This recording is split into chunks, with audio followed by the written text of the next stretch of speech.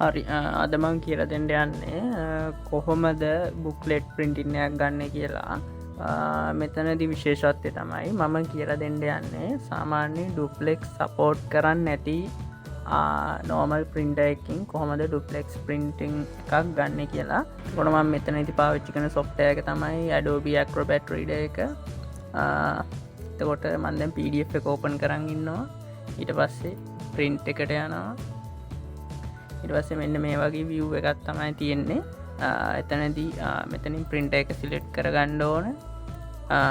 ඊට පස්සේ මුලින්ම කියන්න ඕන දෙයක් තමයි මේක software එකේ print view එක සමහර printers වලදී මෙතනදී එන settings වලට අමතරව මෙතන properties ගියාට පස්සේ එන settings එකෙත් සමහර දේවල් වෙනස් කරන්න ඕන. printer එකට අදාළ software එකේ settings සමහර printers වලදී වෙනස් කරන්න ඕන අවස්ථා එනවා. දැන් මෙතනදී මම එහෙම වෙනසක් කරන්නේ නැහැ. මට මේක black and white ගන්න ඕන. ඒ නිසා මම printing grayscale කියන එකට ටික් එක දීලා තියෙනවා. ඊට පස්සේ මට ඔක්කොම page ටික ගන්න ඕන නිසා all කියන එක තියෙනවා. ඊට පස්සේ booklet කියන එකට දීලා තියෙනවා. මෙතනදී වෙන විශේෂය තමයි booklet subset එකේදී මුලින්ම අපි දෙන්න ඕන back side only කියන එක. හරිද? back side only. ඊට පස්සේ ඔයා ගන්න paper එක නැත්තම් ඔයාගේ sheet එක A4 නම් මෙතනින් A4 කියලා දෙන්න. එතකොට A4 එකේ දෙපැත්ත තමයි වදින්නේ දෙපැත්තට බෙදලා. හරි.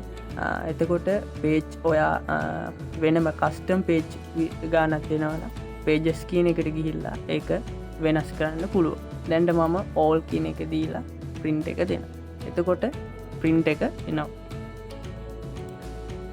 print එක ආවට පස්සේ ඒ කොලේ හැමම print එකට දාලා අපිට අනිත් side එක print කරගන්න ඕන නිසා අර විදිහටම අපි software එකට ගිහිල්ලා print එකට ගිහිල්ලා මෙතනින් back side only කියන එක අපි දෙනවා front side only කියලා.